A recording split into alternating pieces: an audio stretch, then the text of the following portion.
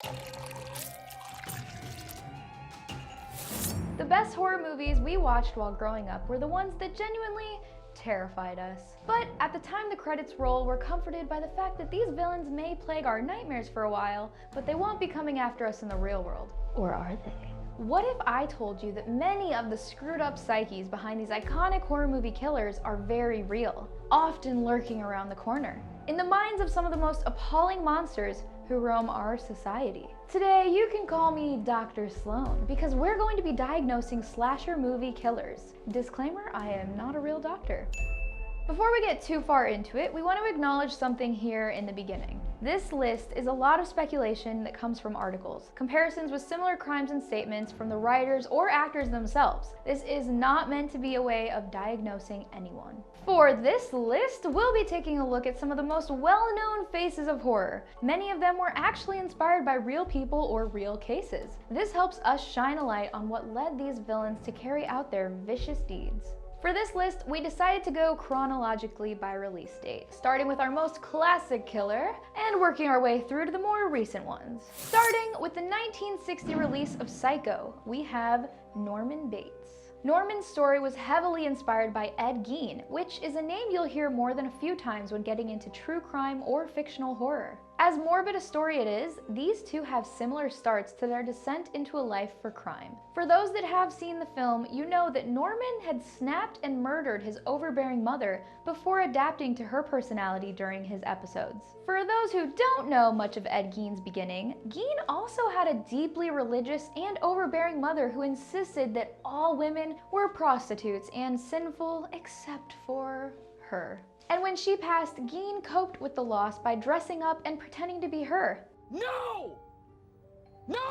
A lot of problems there. Only he didn't use women's clothing like Norman was shown to. We'll spare too many of the gory details for this listing, but trust us when we say it was messed up enough to inspire more characters on this list. This definitely won't be the last time you guys hear his name. As far as what Norman suffered from, we have a pretty good idea thanks to seeing his story played out. Plus, having a person he was modeled so closely after being speculated on. First off, we have dissociative identity disorder, also known as DID. According to BetterHelp, those suffering from this condition undergo being severed from their own thoughts and emotions, which can often mean they feel or remember things as if they aren't really themselves. This also goes hand in hand with another illness Norman is believed to have had: schizophrenia. There are a lot of different symptoms that could come up for those that have this condition, many of which Norman was shown to have. According to Rethink Mental Illness website, those with schizophrenia can experience delusions and hallucinations.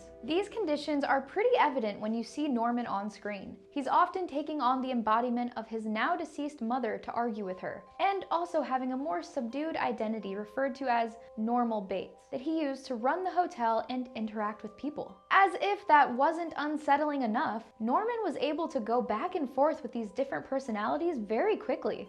At one point, it was as simple as him leaving to go give his mother medication before popping back up to strangle Gloria. As frightening as it sounds, we can only imagine how upsetting it would have been for Norman to endure, as he's seen to struggle with the idea of murdering people without remembering again. He made it clear he did not want to be haunted by his mother, and yet he was speaking to her and receiving notes and warnings from Norma. I said get rid of her. But we have one more condition to cover for Norman. After all, we can't call the movie Psycho without stating the theory that Norman also had psychopathy. Now, when dealing with killers, be them in the realms of fiction or reality, terms like psycho and insane are thrown around a lot, but this is an actual disorder. Healthline's website points out that people with psychopathic behaviors are unable to feel much remorse or empathy, if any at all, which is seen when Norman carries out his crimes. As much as he tries to break away from his delusions, he did seem pretty calm hearing Gloria scream from the trunk as the car sunk into the water.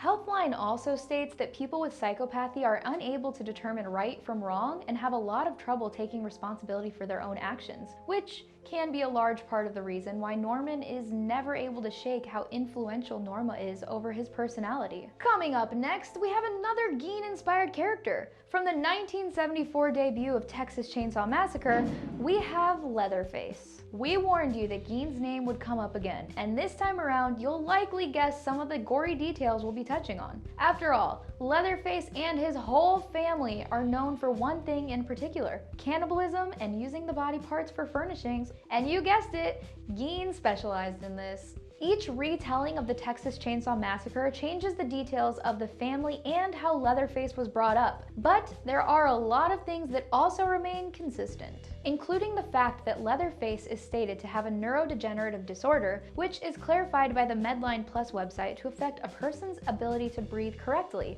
use speech, balance, and can harm how a person's heart functions. In Leatherface's case, he is portrayed as mute and has difficulty expressing emotion, whether he's interacting with his family or pursuing his victims, which implies that of these various neurodegenerative disorders, Leatherface most likely has Huntington's disease, which is shown to be a genetic trait. Next, from the Halloween films dating back to 1978, we have Michael Myers. Firstly, it is important to note that what made Michael Myers such a frightening character was the unknown. The potential for him just being evil for the sake of being evil. The blackest eyes, the devil's eyes. But for the sake of this topic, let's take a crack at diagnosing. In one of their more festive articles back in October of 2018, Psychology Today did a breakdown of Michael Myers, marking him as having conversion disorder, which fleshed out after the murder of his sister. Anthony Tobia wrote the article as part of the Views Through the Psychiatric's Lens section, where he explains that in simple terms, conversion disorder is a name given when someone suffers neurological symptoms which can't be explained even after being medically evaluated. Tobias states that after Michael kills his sister and becomes hospitalized, Michael never says a word, even though there was nothing physically stopping him from being able to speak. Tobias suggests that Michael stopped speaking as a trauma response for his sister's murder, and that Michael went to hunt down victims in his old neighborhood as a way of giving non-verbal communication and acting out as a defense mechanism, so as not to confront what he had done. Not to mention his clear voyeuristic disorder, which is clearly shown as Myers stalks people through the films. Next, from the 1980 Friday the 13th, we have Jason Voorhees. We realize that in the first film, it ends up being Jason's mother who carries out the killings, but Jason is still the main motivation for the first movie and the focus of the remainder of the series, so we want to break him down first. Now, Jason is stated to have a condition in the movies, hydrocephalus, which the Mayo Clinic website describes as a buildup of fluid in the cavities of the brain. When pressure is caused on the brain, it can lead to a lot of issues in a person's life. Jason himself shows some of the symptoms: loss of reasoning skills, shuffling movements due to a loss of balance, issues with using speech, and a shift in personality. Next, we have his mother, Pamela. There are studies that have shown grieving parents enduring the loss of a child can be at a higher risk for developing a mental illness, and this is pretty evident in Pamela's case. An article done by MedPage back in 2005 even suggested that current studies showed when a child's death was unexpected, like Jason's had been, the risk of developing an illness could rise as high as 67%, with one of the most common illnesses being bipolar disorder. We can't help but think this is more than likely what Pamela would be diagnosed with, as her killing spree and delusions of talking to her dead child are possible evidence of a very extreme manic episode. Don't let her live. I won't, Jason. Next on our list, we have the monster of your worst nightmares, from the 1984 release of Nightmare on Elm Street, Freddy Krueger. In the original script, Freddy was written as a pedophile. He was a filthy child murderer who killed at least 20 kids in the neighborhood. Even though the script changed, there is still a lot of subtext that exists in this movie, and the remake brought back that component. And even if we avoid the remake, we still see a ton of evidence of paraphilia, specifically sadism. This is something that's also pointed out by Tobia in the article we mentioned before. Going deeper into Psychology Today, they have a full page discussing paraphilia, describing it as when someone has sexual interests that aren't typical for people, and clarify that it's only really considered a disorder if the fixation leads to someone wanting to harm themselves or others. Now, Freddy clearly gets a lot of enjoyment from tormenting and killing his victims off one by one. He feeds off of their fear and seeks them out when they're the most vulnerable. It's also important to note that Freddy's methods of killing are very sexually charged, focusing a lot on using sexual sadism as he inflicts pain on his victims, sometimes downright mutilating them in the end. Next, from 1988, we have the possessed doll, Chucky. Diagnosis is simple. You are a child's plaything!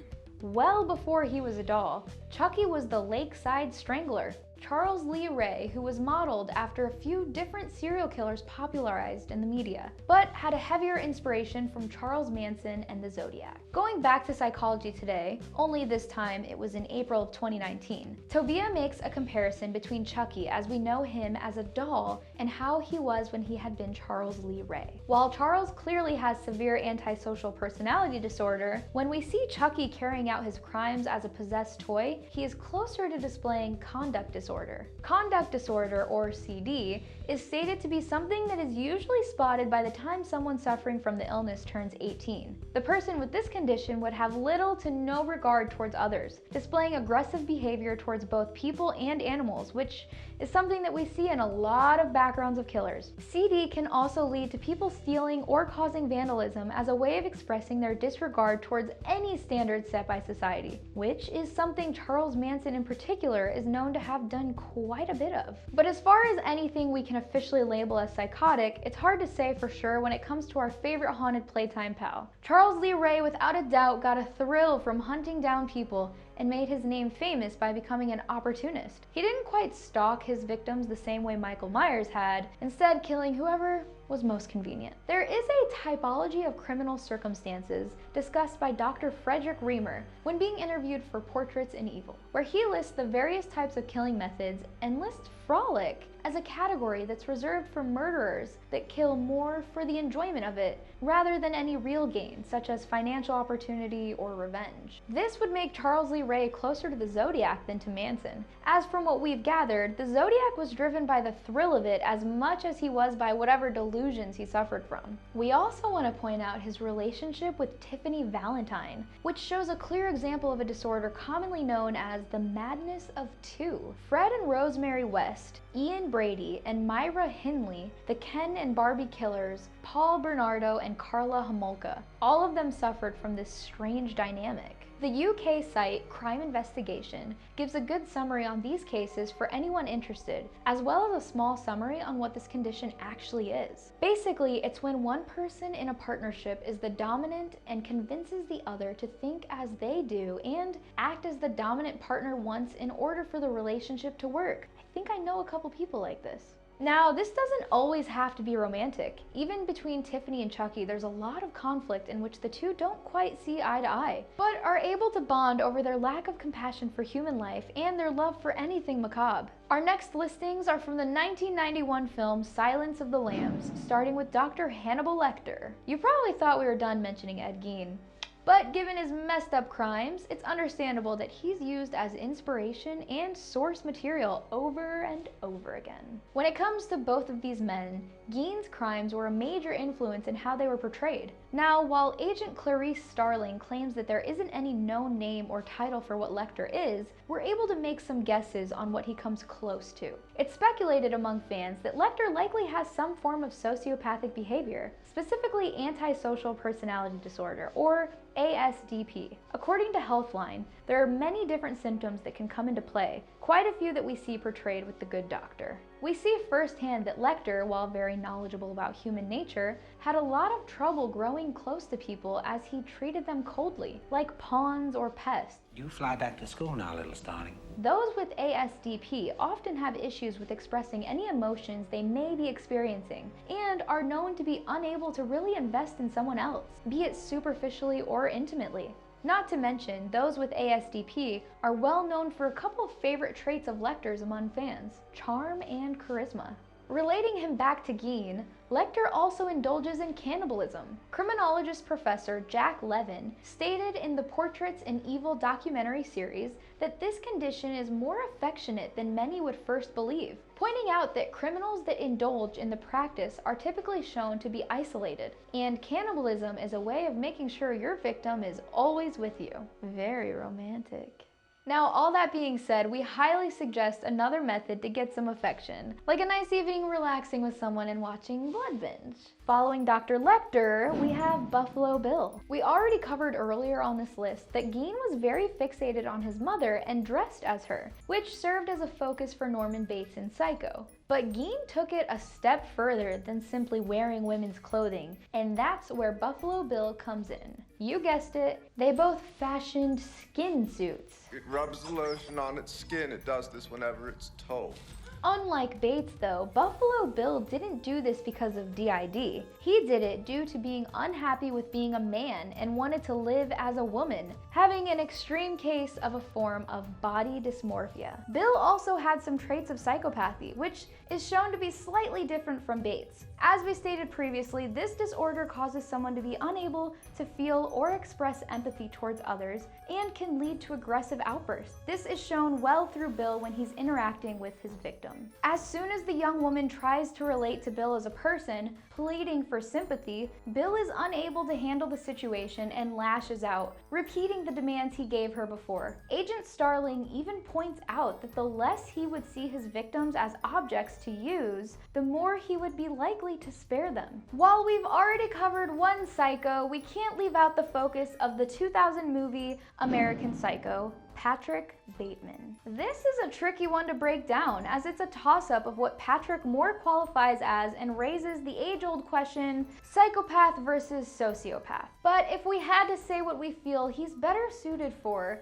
we would say he's more of a sociopath, and that goes hand in hand with his narcissism. We can't think of many characters that go into full meltdown and revenge mode just because they feel like someone had a nicer business card than they do, or snap and scream at people who refuse to clean bedding covered in blood just because it was a nice shear and you didn't feel like throwing it away. He was already arrogant, but the more he got away with, the more entitled he became. I mean, chasing a screaming woman down the hall with a chainsaw while you're naked and covered in blood, that's next level confidence. Patrick is shown numerous times to be unable to read a room and being unable to grow close with others in any real way. But that led to him having zero hesitation to take over a situation when he felt he was losing control on some aspect of his life. Glad to share his passion for music when going to split someone's head open just because he could. Finally, we come to the antagonist behind the Saw films. First released in 2004, Jigsaw. It's revealed in Jigsaw's, or John's, backstory that he was being assessed for a tumor in the front lobe of his brain. Anthony Tabia had written an article in 2018 discussing that tumors in this part of the brain can lead to aggressive behavior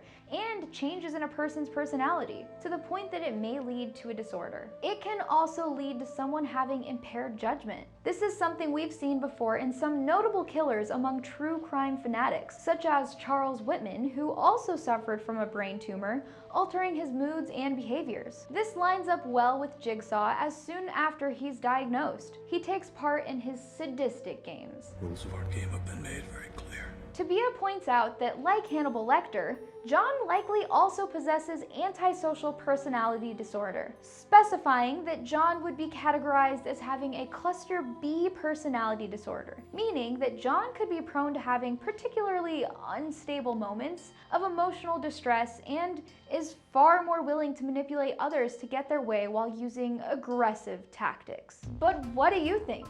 Do you agree with our diagnosis of these killers? Let us know in the comment section below. Do us a huge favor and like this video, as well as hit that notification bell so you know whenever we upload a new video to Blood Binge, where we satisfy your thirst for all things horror. Thanks for watching.